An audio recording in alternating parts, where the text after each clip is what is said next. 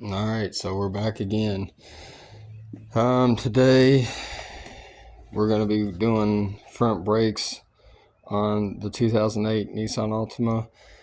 If you watched the last video, we did a headlight restoration on this car. And I know, unless you watched the last video, it won't mean much to you, but after fully curing and setting for about 48 hours or so, that's about what they look like on both sides, nice and clear. If you've seen the last video, they were a lot worse than this. I did end up having to go back over the driver's side one more time afterwards and kind of removing some of the swirl marks from it, but overall I'm significantly happy with how these turned out. But as I said, today we're going to be doing front brakes on this car. So if you have a car that has front and rear rotor brake assemblies on them, it'll pretty much be the same process front to back. There will be some small differences, and I'll show you that as we go. Some things to look for when doing stuff like this.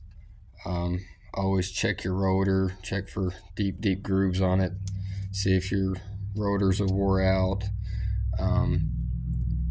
Check your wheel studs, make sure they're good to go. I mean, you're already here, you might as well check this stuff. Do a visual inspection of all your brake hoses, your brake lines,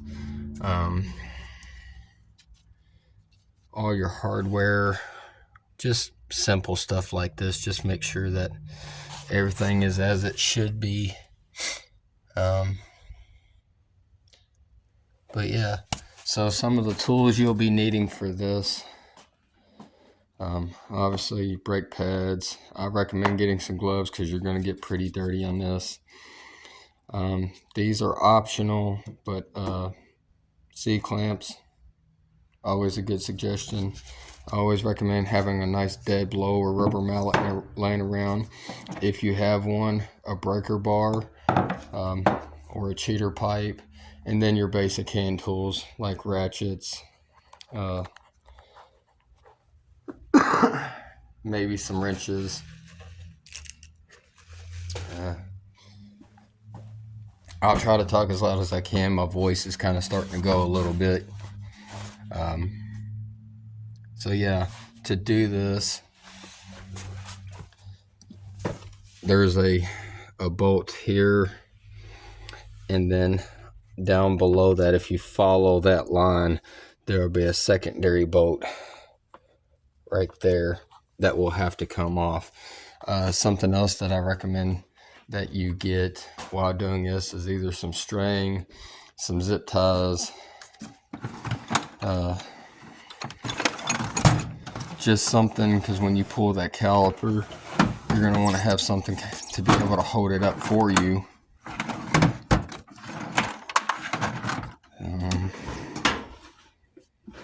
I know I have some zip ties around here. If not, we'll make something work for it.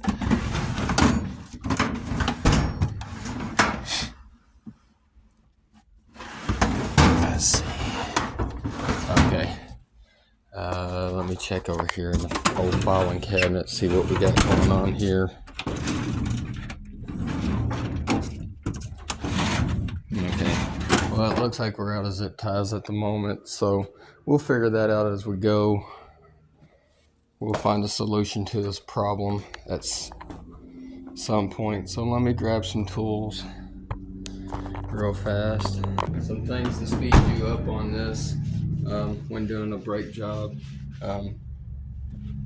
Would definitely recommend checking for torque specs on everything from your brake caliper bolts to your lug nut bolts.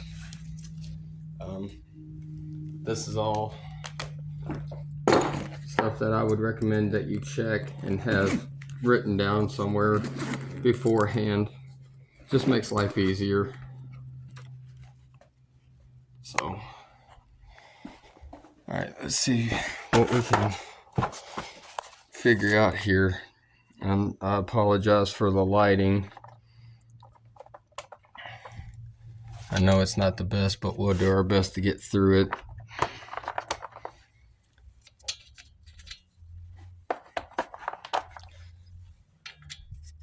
Okay, so it looks like for this car being a 2008 Nissan Altima, I'm sure it's going to vary through the years. I'm going to set you guys down for just a brief moment here. That will vary through the years. I know most of these are going to be about the same as far as the small things like this. So as always, lefty loosey, righty tighty. So we're going to tighten it just a little bit. That's how I prefer to do it.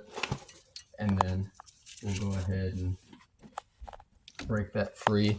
It shouldn't have a lot of pressure on it. However, if something's been sitting for a while, or you just don't have strong arms or hands, something else you can do. Get you a nice breaker bar or a cheater pipe. They make these in various sizes and various lengths. So instead of having to do what I just did, we'll put that on the back of that bolt.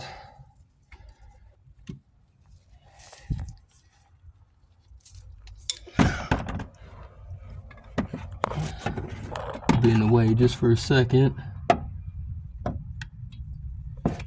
And try to find you just enough room to get that on there, just so you can,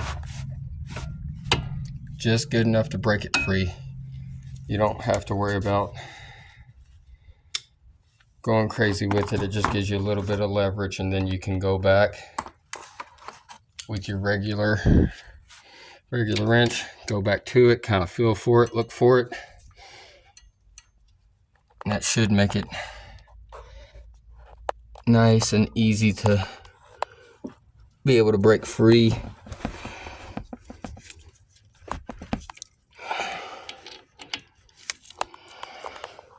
Set you guys down for just a second so I can get my hands actually on this.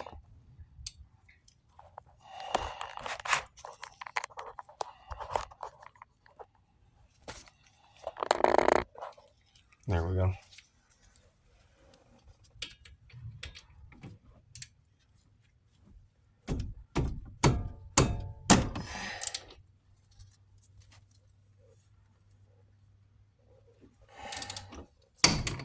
Whew.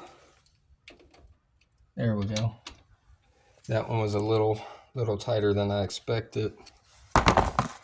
And then of course you guys know that I always prefer to use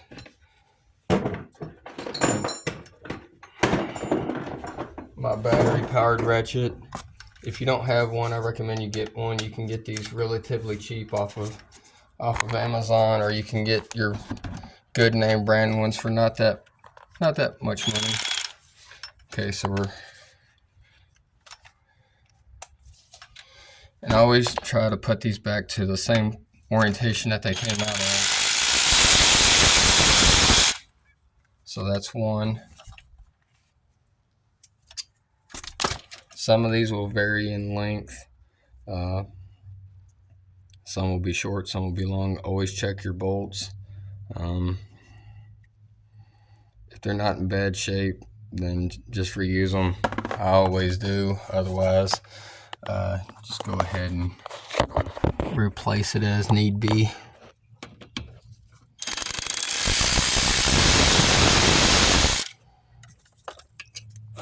And then that's your second one.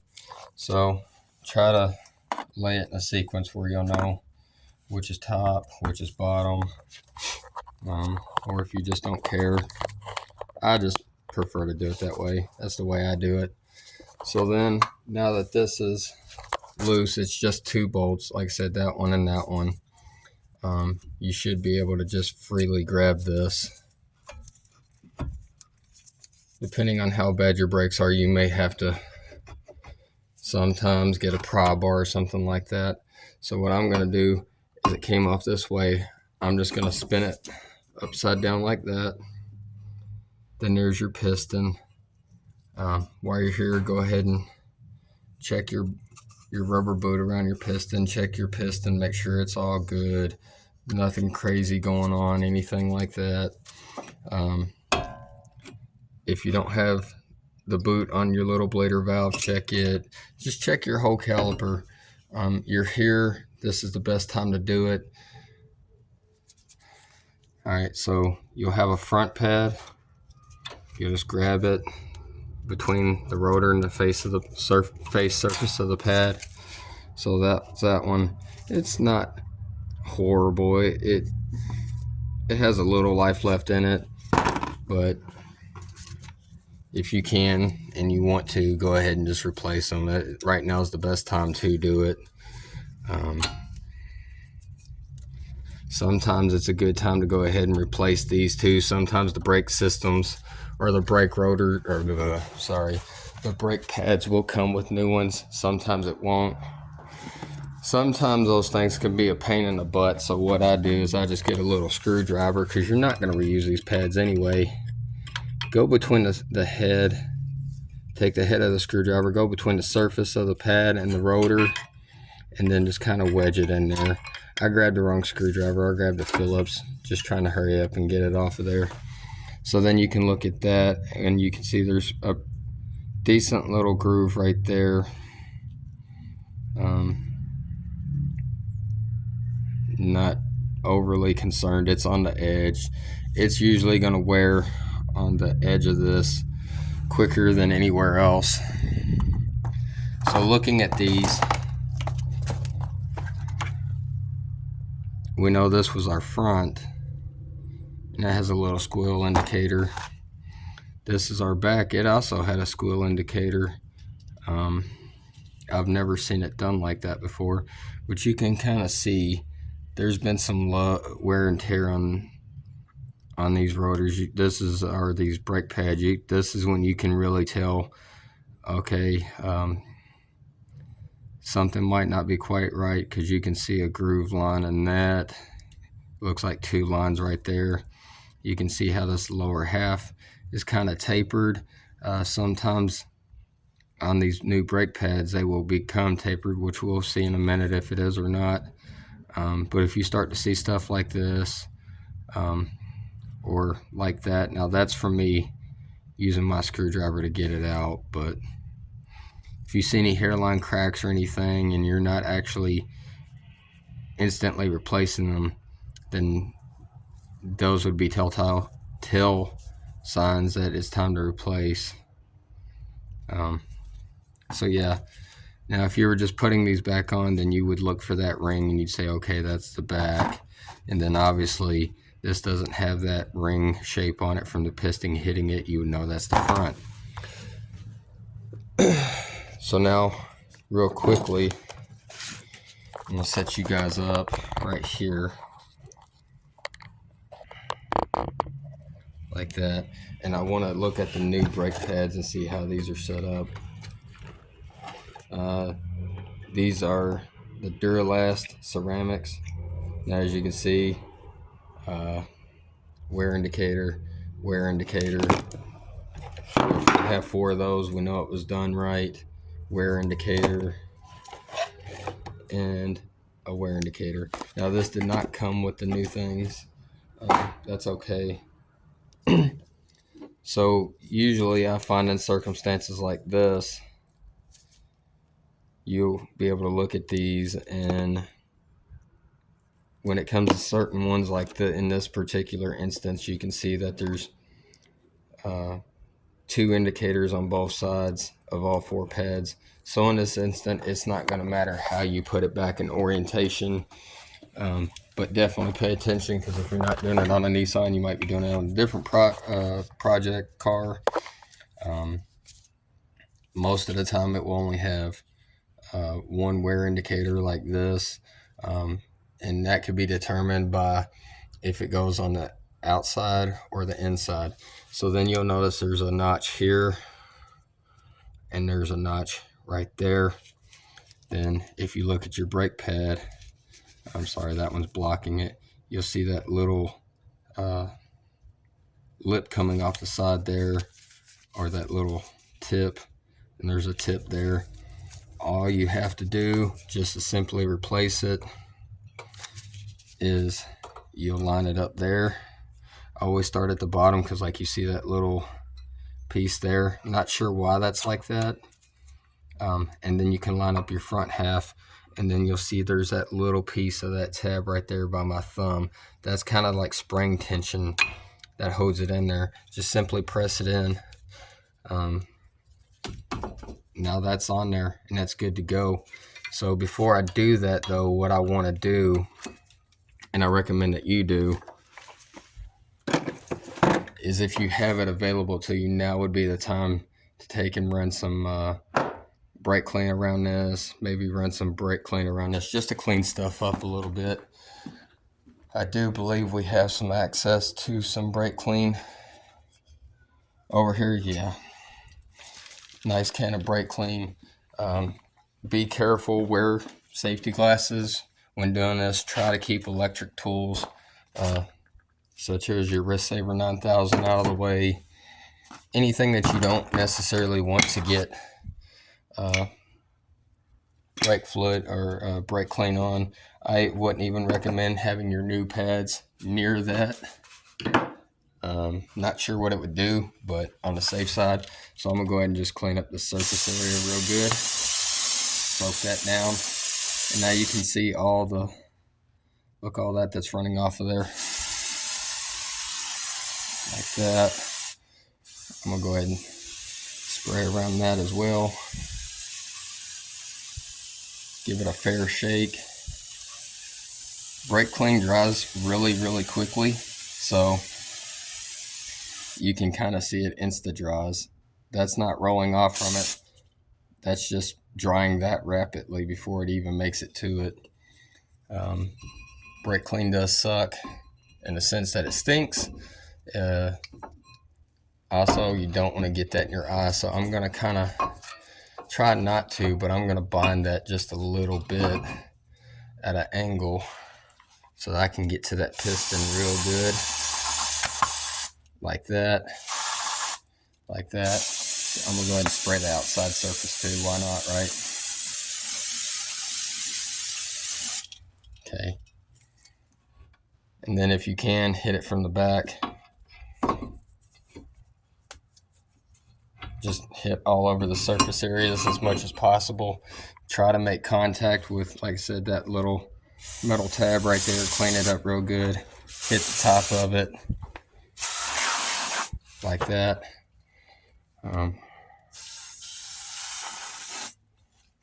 Do as I say, not as I do type thing. So we're going to try to hit that real fast, real good. I'm going to call that good enough. Now we'll go ahead and we'll put our new brake shoes on. If you want, you can give it a wipe, but as I said earlier, it's not going to make that big of a difference because it dries too quickly anyway.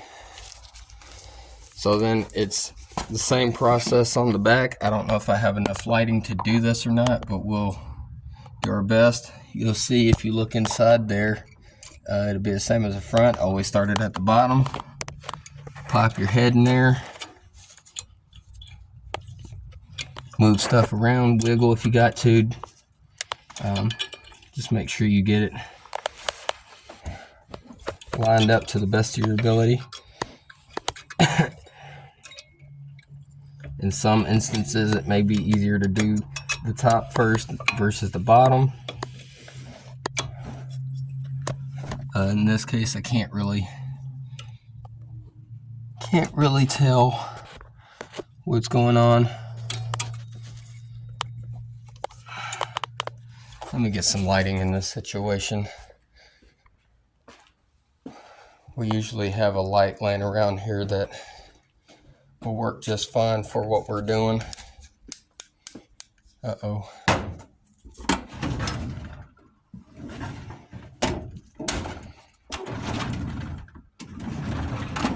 All right, well, we're going to sacrifice one of our lights up here. Then the bottom one, we'll get rid of it. We're not on that side, so it doesn't matter. We'll try to keep the side that's lit. closest to us. Grab our little shop light here.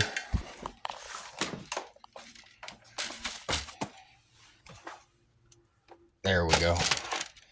Now we can put some light up in the situation here.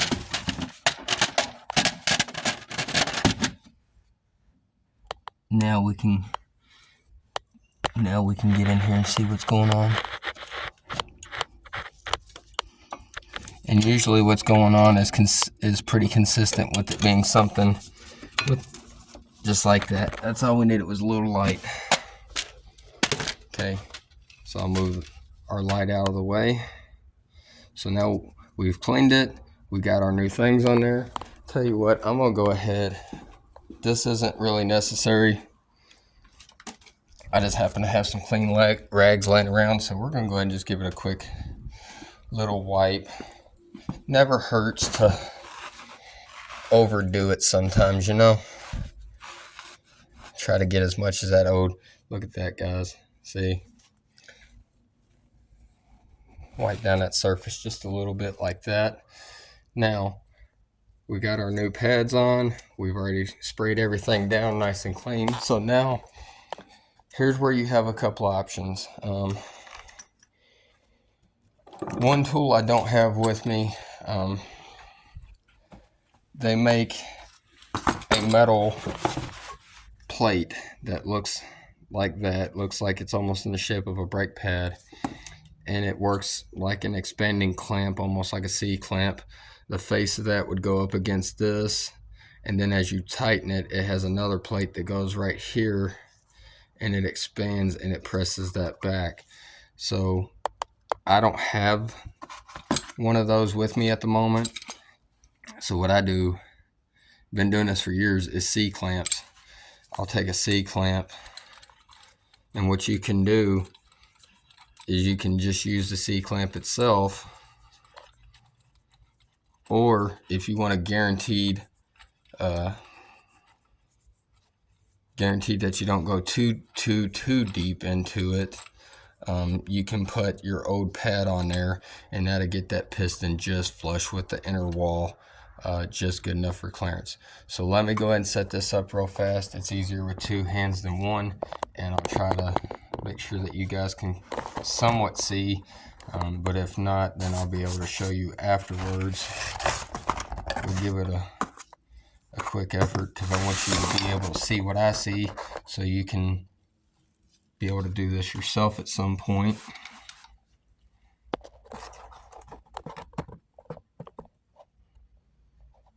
Okay, so look at the top of the screen and you'll see that caliper. So what you're going to do is you want to take the tip of this, the non-moving surface, you want to put that to the back of the piston, and then this will go into the brake piston. So I'm going to go ahead and set this up, like I said, and then I'll be able to show you how I do it, how I set all my stuff up. Get that to where it's not binding as bad.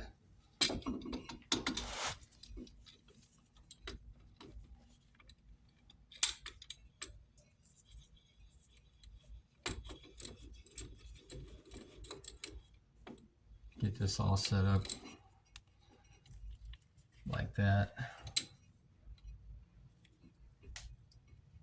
Try to get it where this will stay stationary so that you guys can see how I do this. Okay, so I'll bring you guys over here.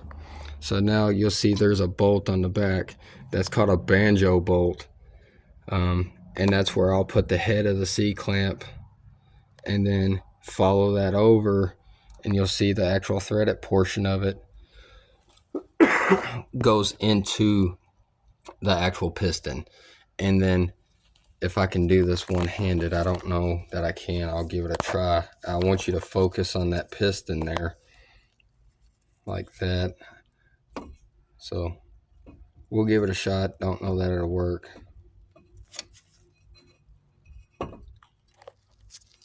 Let's see if I can get it to where you guys can be able to see this or not.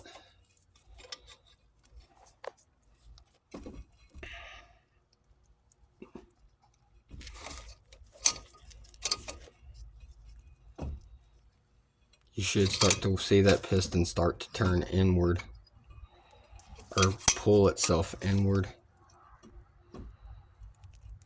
You see how you're starting to see less and less shiny, and you're starting to see more of the rubber boot itself. It's because it's compressing that back in there. Okay, so I'm going to do that. Now I want to show you the alternative to it really, really fast. So I'm going to go ahead and take this off.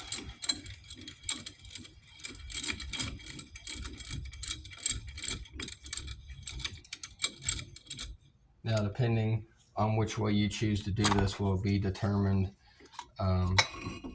If you do use a C-clamp and you choose to do it the first way, you won't need as big of a C-clamp. If you do it using it the way I'm getting ready to show you, then you may need a larger C-clamp. I always recommend going with at least a 5-inch. If you're doing a car, if you're doing a truck, that may vary. So, okay, now that's fully seated now. But just to show you guys, I used the old brake pad and still head of the C-clamp on the banjo bolt back there. Then just basically put this between the surface area of the piston and the actual C-clamp portion that threads in, and you can basically clamp on this, and that will take that to a nice flat surface. That way you don't push beyond the point of that you need to be at, and you don't have to worry about damaging your piston in any way, because now it's back to kind of a normal state.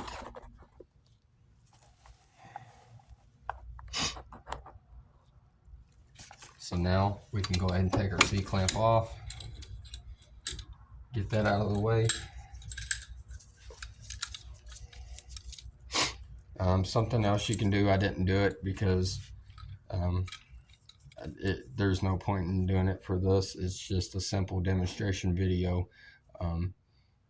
Run some grease of some sort down these threads. That way, it's a brand new tool. This is the first time I'm using this, but lay a little grease across these threads every time you use a new tool that requires threading. It helps elong the amount of use of time for that tool. So now we're to a point where we can put the caliper, or the brake caliper back on. So what I want to show, and why I want to show this, is because I've ran into this multiple times on especially a lot of older vehicles. You'll see there's a boot here, and then there's like a little box end. Well, in the back of that box end is where your bolt actually goes to. Take that and work it like that, and make sure that it's free. That is an important part of your braking system. It helps as you're clamping down, or as the caliper clamps down, it allows this to move a little bit, to move freely. And if these are stuck and they don't pull in and out really easy, sometimes they can be seized, and at that point, if you want to try to salvage it, you're going to have to heat this surface area on the caliper bracket to be able to take maybe a wrench or something and try to loosen this. I have had circumstances where I've had the head of these things just shear completely off. So if you can't heat this up and maybe smack it with a rubber mallet or something, sometimes you can get away with just smacking it. It might just be a little stuck. Then I would definitely recommend replacing this bracket. No, they're not cheap, but for your brake system to work properly, it needs to be done. On some project cars I've had in the past, I have just say it is what it is and drive it on. Didn't necessarily hurt it, but I wouldn't recommend doing it on a vehicle that you're going to be driving every single day. It's just not good business. It's not good sense to do that stuff. Do stuff the right way the first time, so you don't have to go back and do it again at a later point.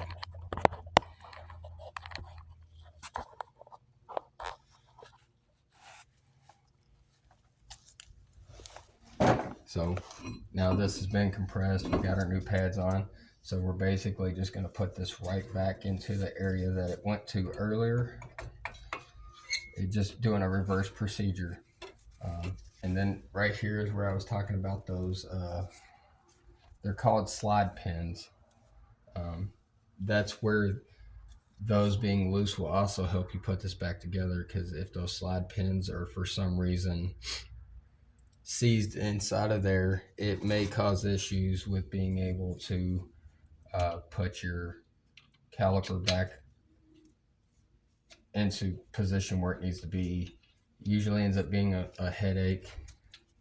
If you do everything right and you maintain everything, or even if it's the first time you're ever doing it, with just try to stay in the right state of mind. Don't try to get overwhelmed or overwhelm yourself. If you're not confident in doing it, don't do it. Because when you get overwhelmed, you start rushing. That's when stuff goes wrong. You forget to put something back on, or take something off, or tighten a bolt, or what have you. It's just easier if you just take a deep breath, relax, try to stay focused on what you're doing, and your job will be a lot quicker. I've been doing these brake jobs on various vehicles long enough now that, of course, trying to work a camera, make sure, that you're actually being able to understand what I'm doing. It takes a little bit longer. I can do both.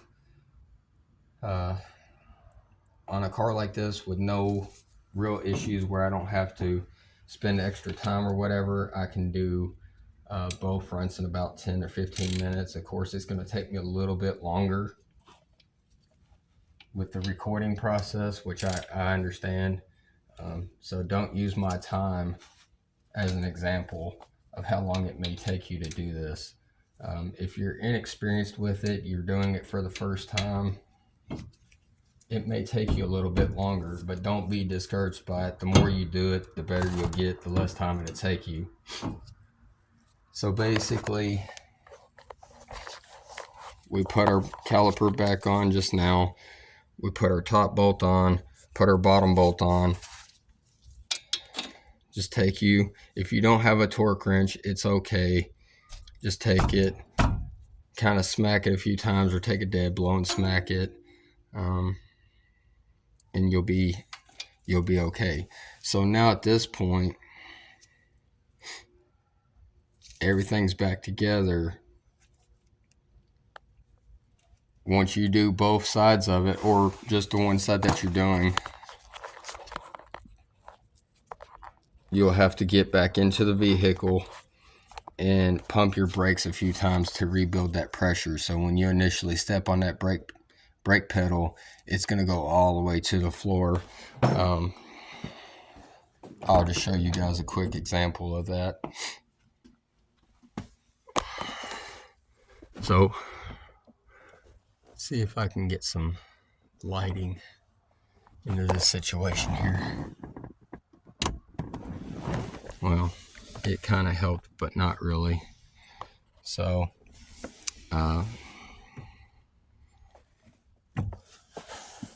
see if I can if I can get that drop light over here. I want you guys to be able to see how little pressure is actually on this brake pedal at this very moment.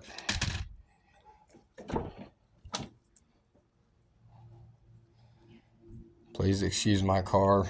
It is a little dirty at the moment. So that's my brake pedal. I'm just going to use my hand. And usually it should be about maybe right there, but watch. Now that's the initial build up with the car off. If I turn the car on like that, turn that off. I don't want to get demonetized. I'm going to set you guys up real fast like this.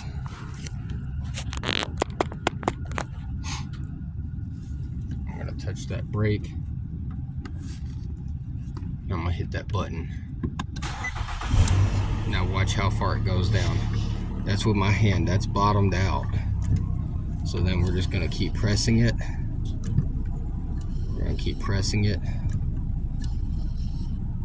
Keep pressing.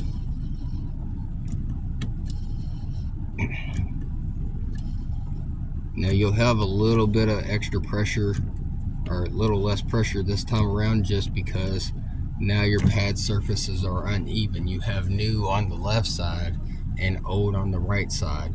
So I always recommend waiting until you do both sides before doing this, but for demonstration purposes, so that you don't get in your car and think you've ruined your brakes or something. That'll give you a general idea. So then at this point, all you got to do, put your wheel and tire back on. You've got to see me do that enough times. If you are working on a 2008, I believe they run 2005, 2006 up to 2010 Nissan Altima, the torque specs. It is various by the model of these for whatever reason. So when I looked this car up, the 2006 to 2010 Nissan Altima with a 2.5 liter is 80 foot-pounds. If it's a 3.5 liter, it is 90 foot-pounds. And if you have the 3.5 sport model, it's 100 pounds. So just make sure that you check your owner's manual, or even Google it real fast, just to be able to know your actual torque specs. But yeah, that's pretty much is what it would be on the back. The only difference is when you guys seen that piston on the back, they don't actually press in, they twist in. They require a special tool to do that. If we ever get to a point where we have a rear disc brake setup, I'll try to document that so that you guys can see what's going on. It's also going to be different on the back if you have a drum setup. I will have a video in the coming future of doing a rear drum setup. My Corolla has a rear drum setup, so we will be utilizing that vehicle to do a rear drum setup. But yeah, that's it. Now at this point, all I got to do is just go to the passenger side, repeat the same process that I did on the driver's side. We'll be good to go. That's it for this video.